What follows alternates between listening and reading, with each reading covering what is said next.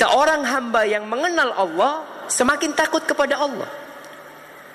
Kalau di beberapa ajaran sufi yang nyeleneh, yang mereka kalau sudah sampai tingkatan ma'rifat nggak sholat. Ada di kampung saya itu ada orang tukang bikin kompor, dia udah nggak sholat. Ketika ditanya sama sahib, Mas kenapa nggak sholat? Makomnya udah beda kita. Makomnya udah beda. Jadi dia sudah nggak wajib sholat. Subhanallah. Tadi disebutkan orang yang paling kenal Allah adalah Nabi Muhammad SAW. Beliau sholat sampai bengkak kakinya. Maka kau akan lihat orang semakin kenal Allah, dia akan semakin takut kepada Allah Subhanahu Wa Taala.